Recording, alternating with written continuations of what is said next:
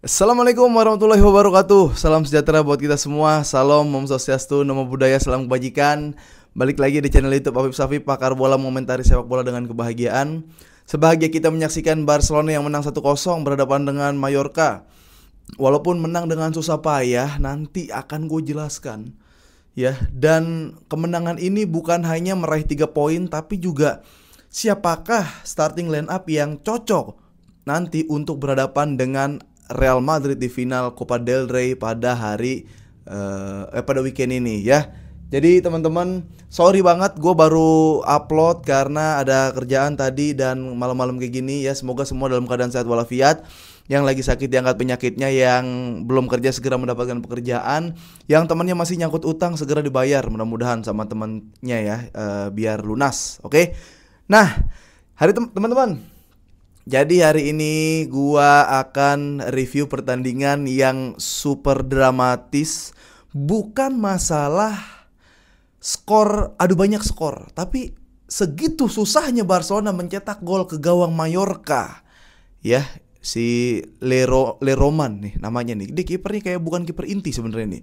Kiper intinya ada tapi karena dia lagi tampil apik kiper Mallorca, jadi dia menjadi starting line up terus dan akhirnya menjadi kepercayaan untuk posisi menjaga gawang. Dan ya akhirnya dia membela Mallorca match demi match.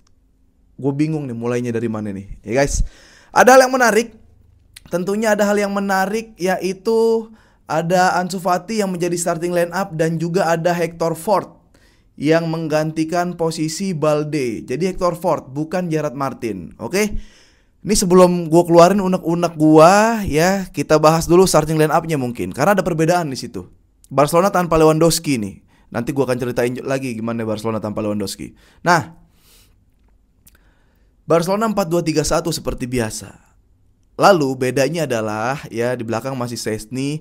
Ini ada Araujo dan Inigo Martinez. Nah, Araujo dan Inigo Martinez nih. Lalu di sebelah kanan ada jelas Eric Garcia ini rotasi gila-gilaan ini. Eric Garcia main jadi bek kanan, bagus lagi mainnya, cukup oke lah buat gantiin posisi Konde dan buat jadi bek kanan. Di sebelah kiri ada Hector Fort yang di match sebelumnya terlihat ada perseteruan ya, dia ada perseteruan dengan Hansi Flick tuh. Lalu akhirnya dimainkan menjadi starting line up bahkan. Nah, double pivot di sini ada Pedri dan Gavi. Ya karena dia main babak kedua, Pedri dan Gavi, langsung Gavi dari awal. Di kanan ada Lamine Yamal seperti biasa, lalu menjadi attack midfield ada Dani Olmo. Ya, ada Dani Olmo. Lalu di sebelah kiri Ansu Fati, El Kodam. Ya, Kodam Barcelona main akhirnya Ansu Fati, ya raja terakhir Barcelona akhirnya main. Dan menggantikan Robert Lewandowski adalah Ferran Hiu Torres yang kali ini Hiu berubah menjadi ikan sapu-sapu ya, terlalu nggak kelihatan si Ferran Torres itu. Oke, jadi menarik nih bagaimana rotasi Hansi Flick, siapa aja yang pantas nanti line up berhadapan dengan Madrid, dan bagaimana hasil rotasi termasuk pemain-pemain yang diberikan kesempatan karena ada Ansu Fati di situ. Oke, babak pertama berjalan sengit, peluang banyak, nggak bisa golin Barcelona. Di babak kedua di menit-menit awal kalau nggak salah 46 apa 47 gitu, akhirnya pecah telur melalui Dani Olmo. Ya, Dani Olmo. Setelah itu hanya peluang yang luar biasa, peluang krusial Barcelona dapat tapi nggak gol. Ya. Dan akhirnya pergantian pemain, De Jong masuk, si Gerard Martin masuk, lalu juga si Rafinha masuk, Ansu Fati ditarik, itu Pau Victor masuk. Jadi gue bisa katakan bahwa rotasi yang dilakukan Hansi Flick cukup berhasil. Ya, cukup berhasil. Dan Barcelona hari itu cukup sial sebenarnya. Nah, oke, lanjut. Dalam catatan, Barcelona memiliki 13 peluang lebih karena Leroman memiliki 13 save. Gue ingat ya, 13 save. Ya, koreksi kalau salah. Tapi dia mengukuhkan 10 save yang krusial. Ini kiper gila nih. Kita gak bisa lepas ya bahas kiper ya, bahas skor, karena bahas hasil tapi ini pasti ada peran kiper di situ. Kalau nih kiper bukan Leroman, dari 13 peluang yang krusial 10 masuk gitu. Tapi nih gua sampai berpikir, apalagi nih, apa yang dilakukan, apa yang terjadi kalau bukan kiper Mallorca main dukun. Maksudnya bola pelan ketangkep, bola kencang ketangkep, bola dakduk, bola deflect ketangkep, bola atas ketangkep, heading kena, ya skrimming kena, luar kotak penalti kena, bola tengah, bola bawah, bola datar, bola pojok kena semua media. Ya, ini saking hebatnya kiper, gue sampai negatif thinking, ini main dukun, ini orang pinter, ini di gawangnya udah orang pinter. Dan lu lihat setelah setelah melakukan save krusial dia ngapain? Senyum aja nyantai. Senyum. Iya, jago gak gue? Gila. Gue darinya kesel sampai salut, sampai bangga. Ini kiper ini sih kalau ada apa? Squad of the Moon, dia harus masuk kiper tuh. 13 save, Bro. Satu kiper 13 save. Save krusial semua, bukan on target yang biasa, on target yang ketendang asal-asalan enggak. 1 lawan 1 enggak gol. Bola luar enggak gol. Poli enggak gol si Dani Olmo. Bingung tuh gue golinnya. Untung kena kaki kiri Olmo tuh. Kita udah masukin Kodam, Ansu Fati, enggak tembus tuh ilmu. Ya. Jadi ya udahlah ya, ada Pedri. Apapun yang terjadi, walaupun kiper Mallorca melakukan 13 save, 10 save krusial yang gue ingat 10 save krusial ya. Dan Dani Olmo melakukan shoot pakai kaki kiri, menggunakan kaki kiri dari final third dan membuahkan gol. Tapi tetap memang gue juga sepakat Pedri numero uno. Kalau ada yang bilang Pedri adalah salah satu gelandang terbaik, no, Pedri pemain terbaik. Ya mungkin jauh dari statistik assist atau gol. Cuma kalau emang kita mau nikmatin sepak bola, ya kalau kita gini, kalau sepak bola lu anggap pekerjaan, ya lu orang birokrat banget, lu orang korporat banget ya. Ya udah main bola, lari, tendang, golin, menang 3 poin pulang. Ya, jadi kayak kerja aja siklusnya itu. Ya, dapat bola, main, golin, menang, pulang, udah. Pedri tuh seniman. Ya, dia kalau kerja ada jedanya, ada style musiknya, ada nongkrongnya, ada ngobrolnya, ada ngerosting temen, ada ngobrol sama atasan, membuka komunikasi baru. Jadi kalau di lingkup kerja kayak gitu gue ngeliatnya Pedri itu, ya. Jadi nggak monoton, dinamis, estetik lah Pedri itu, ya. Lu misal sama gelandang-gelandang robot lainnya, ya ini kayak mobil SUV aja, kayak kenceng, prestis gitu, cepat, buat keluarga misalkan, terus nyampe gitu. Pedri tuh kayak mobil klasik, orang nggak semuanya punya. Orang-orang tertentu yang di level berbeda yang punya mobil klasik, yang cinta mobil klasik. Pedri ada di situ, manis, mahal, dipajang. Ya, setiap ada pajangan mobil-mobil baru itu pasti ada SUV baru, mobil-mobil baru, tapi klasiknya tetap ada. Pedri. Tapi gue apresiasi banget kiper dari Mallorca, bro. Ya, Leroman. Gue nggak tahu gimana ya cara bikin kasih dia hadiah ya. Dia kalau live TikTok gue gift tuh, gue gift singa. Bener. Dia kalau jual keranjang kuning, gue beli keranjang kuning itu. Gue love tuh kalau dia main TikTok tuh. Iya bener, kalau dia bikin YouTube ada saweria, gue sawer. Respect kiper Mallorca, kipernya doang ya, pemain lainnya B aja, kipernya. Gila. Udah ya, muji-muji kipernya udah. Sekarang kita ke Barcelona nih. Berarti kan ada di situ yang namanya Gavi. Ya, lu tahu sendiri lah ya. Lu hitung deh Gavi passing progresifnya gimana? Ya, dia melakukan passing positif apa negatif? Ya, passingnya ke forward apa ke back, ya lu bayangin aja. Tapi kan sepak bola bang harus ngontrol ritme. Ya ngontrol, lu beda ngontrol ritme ame nge-set up ulang, ame nggak ngerti. Ya udahlah, tapi Gavi bagus lah, ngotot mainnya. Kenapa? Karena di sampingnya Pedri semua. Lu lihat dong head map, lu kalau nonton di Bein ya, di OTT, bukan dibajakan, head mapnya kelihatan tuh La Liga tuh, kelihatan Pedri, merah di mana-mana itu. Berarti dia daya jelajahnya luar biasa. Keren banget Pedri, gila. Nyerang ada, bertahan dia ngambil, meringankan double-nya nih ya. Sampingnya nih, unit-unit sampingnya tuh tertolong banget sama Pedri. Itu Pedri. Lu lihat passing dia ke Yamal, yang Yamal 1-1 sama kiper. Ya kalau Messi sih dicongkel tuh. Messi template, lob ball, nguik gol. Yamal nih, ya nantilah Yamal. Lagi kita ke Pedri dulu. Gimana? Lu lihat kontrol Pedri yang umpan dari Inigo Martinez gak? Hah? Maksud gue gini. Gue selalu mengatakan pemain jago beda sama yang berkelas. Pemain jago ya setiap gerakan dia bisa gocek-gocek lawan, bisa dia gocek 1-2 orang, bisa lari kencang sono sini, bisa.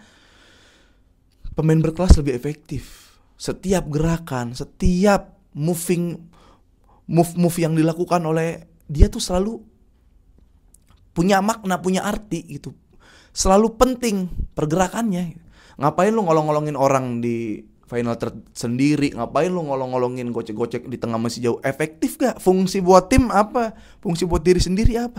Pedri udah berfungsi buat tim, berfungsi buat diri sendiri, berfungsi buat mata kita. Ya, kalau kita lihat highlight Pedri, kita tuh bisa apa ya? Orgasme penglihatan lah istilahnya lah Pedri nih. Itu Pedri. Ya di tengah. Di belakang, wah nggak terlalu keuji. Cuma gue ngelihat karena nggak terlalu teruji, Mallorca-nya terlalu defense. Eric Garcia bagus main di bek kanan. Cuma belum ketemu sama pemain speed ya. Tapi kayak untuk interceptnya dia emang jago, intercept jago dia. Passing pun bisa, dapat peluang sekali. Tapi lu dukunnya kuat tuh si Mallorca kipernya. Yang menarik Hector Ford. Nah, gue jadi kepikiran nih. Hector Ford, Balde kan cedera. Gue ngerasa kalau lawan Madrid, tergantung nih siapa bek kanan Madrid. Kalau bek kanan Madrid Valverde, dia otomatis dua-duanya nyerang. Rodrigo nyerang, Valverde nyerang. Jadi kita butuh siap defense, siap tempur. Gerard Martin lah orangnya. Tapi kalau Valverde ditaruh tengah, di bek kanan Lucas Vazquez, gue sih menyarankan untuk Hector Ford di situ, bro. Dia lebih punya akselerasi, dia punya keberanian untuk attack. Dia bisa overlap jauh. Ya, sisi wide dia bisa inverted ke tengah. Kurangnya emang passingnya, cuma dia berani lewatin orang, dia berani duel, dia berani berjibaku gitu loh. Dia berani ngambil keputusan, minta bola, minta dia.